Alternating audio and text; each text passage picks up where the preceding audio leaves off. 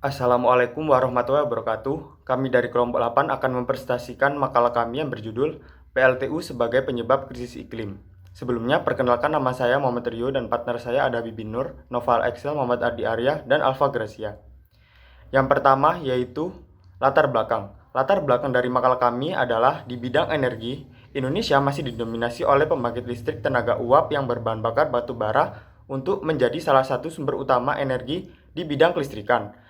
Inilah yang memicu besar perubahan iklim yang terjadi terutama pada pemanasan global. Selanjutnya ada pendefinisian masalah. Di sini kita mencari akar permasalahan dari penyebab krisis iklim yang disebabkan oleh PLTU. Kita menggunakan metode KTPA atau Keep Net Trigger Problem Analysis yang merupakan metode yang dipakai untuk mencari root cause pada masalah kompleks dan umumnya bersifat teknis.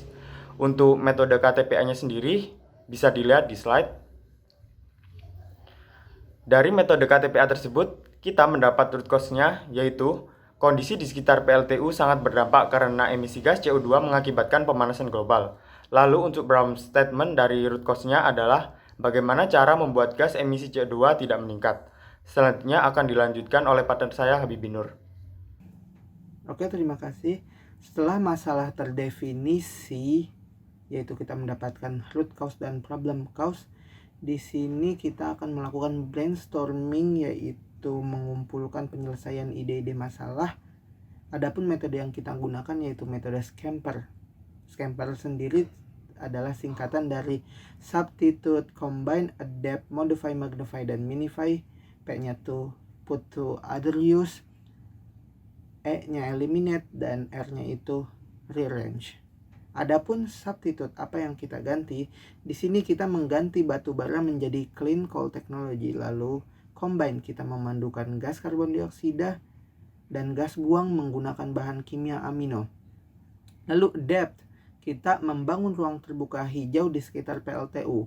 Modify, magnify, dan minify, kita mengurangi emisi menggunakan teknologi denitrifikasi, desulfurisasi, dan elektrostatik precipitator. Lalu put to other use, selain PLTU digunakan untuk membangkitkan listrik bertenaga batu bara, PLTU juga dapat digunakan sebagai tempat magang bagi mahasiswa fresh graduate atau tempat mencari nafkah untuk para kepala keluarga. Lalu eliminate, di sini kita mengeliminasi gas emisi karbon dioksida dengan carbon capture storage.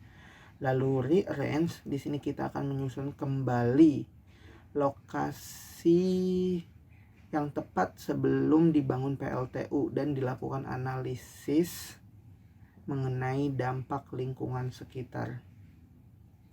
Dengan menggunakan metode Scamper tersebut, kita mendapatkan 3 penyelesaian masalah, yaitu pertama, mengganti batu bara dengan clean coal technology.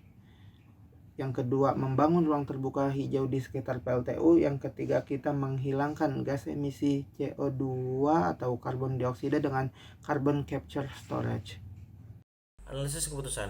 Setelah pengumpulan ide-ide pada sebelumnya, selanjutnya kita menganalisis keputusan kita menggunakan metode KTDA dengan cara mengevaluasi pemenuhan setiap alternatif solusi terhadap kriteria penilaian.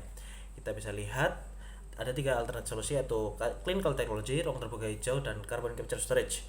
Lalu klasifikasi yang kita butuhkan adalah ramah lingkungan, dan kita menginginkan biaya yang murah dan efektif mengurangi emisi. Dapat dilihat total score. Lalu di sini ada tabel 4, yaitu klasifikasi angka bobot dan rating, dapat dilihat. Lalu untuk menilai resiko pada masing-masing, kita menggunakan tabel adverse consequence. Dapat dilihat kekurangan dari masing-masing solusi dan total trade yang didapat oleh masing-masing solusi. Lalu pada tabel 6 adalah klasifikasi nilai probability of occurrence dan seriousness if it occurs. Lalu pada tabel 7 ada pengurangan skor dengan nilai total ancaman untuk mencari nilai solusi tertinggi dari dampak krisis iklim yang disebabkan oleh PLTU. Di sini kita bisa menarik kesimpulan bahwa clean coal technology memiliki skor akhir yang paling tinggi, dan clean coal technology akan diterapkan sebagai solusi permasalahan PLTU sebagai dampak krisis iklim. Pada tabel 8 kita perlu analisis kembali potensi masalahnya menggunakan metode KTPPA. Tabel KTPPA ini digunakan untuk memastikan kesuksesan implementasi solusi dengan cara mengantisipasi risiko yang mungkin terjadi. Di sini ada potential problem, possible cause, preventive action, dan contingent action. Sekian dari saya. Akan dilanjutkan oleh teman saya. Baik, di sini saya akan menjelaskan mengenai implementasi. Implementasi merupakan gambaran dari realisasi atau pelaksanaan dari solusi yang terbaik untuk menyelesaikan akar permasalahan. Agar pelaksanaan solusi berjalan lancar, maka dibuatlah rencana implementasi, di mana implementasi ini meliputi Gantt chart, deployment chart, kemudian budget, dan prototype. Yang pertama ada Gantt chart, merupakan grafik batang yang menunjukkan waktu yang dibutuhkan untuk menyelesaikan suatu masalah tersebut. Di sini kami mengambil waktu selama kurun waktu 12 bulan, yang dimana 3 bulan untuk meneliti clean call, 3 bulan untuk mencoba membuat clean call, yang kemudian 3 bulan untuk menguji coba clean call, dan kemudian 2 bulan untuk menerapkan clean call. Dan diakhiri oleh evaluasi. Evaluasi ini ada di setiap akhir tahapan. Kemudian ada deployment chart. Deployment chart yaitu pembagian tanggung jawab dari setiap pihak yang terlibat dalam solusi ini. Di mana ada 3 pihak, yaitu pihak peneliti, pihak PLTU, dan pihak pemerintah. Selanjutnya ada budget. Budget adalah tabel perencanaan perincian dana yang dikeluarkan untuk perealisasian atau pelaksanaan solusi. Di sini kami mengambil budget berdasarkan referensi dari detikfinance.com dan kompas.com yang dapat dilihat pada tabel. Selanjutnya ada prototype. Prototype merupakan petunjuk penerapan pelaksanaan, di mana di sini akan menggunakan prototype jenis tidak berwujud untuk penerapan pelaksanaan clean call teknologi sebagai solusi permasalahan. Di mana clean call teknologi harus lulus dari tahap penelitian, kemudian telah teruji di seluruh PLTU. Bila telah teruji dan lulus tahap penelitian, maka kita akan menggunakan energi clean call dan beralih menggunakan energi clean call sebagai energi utama. 6. Evaluasi. Tahap akhir dari keseluruhan tahapan problem solving adalah evaluasi. Evaluasi penting karena untuk mengonfirmasi apakah tujuan dari penerapan solusi sudah dicapai dan untuk mengidentifikasi peluang improvement pada solusi. Untuk mengevaluasi kita menggunakan evaluation checklist. Nah, ini evaluation checklist berisi daftar pertanyaan yang dapat digunakan untuk menilai keberhasilan solusi. Berdasarkan solusi penerapan tersebut, maka kita dapat menggunakan daftar evaluasi checklist untuk melihat ketepatan dari solusi yang kita pilih. Di sini kita ada 4 pertanyaan ya.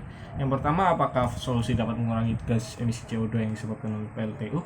Ya, dijelaskan pada tabel 3 metode KTDA bahwa clean coal teknologi mendapat rating 9 dalam efektivitas untuk mengurangi emisi.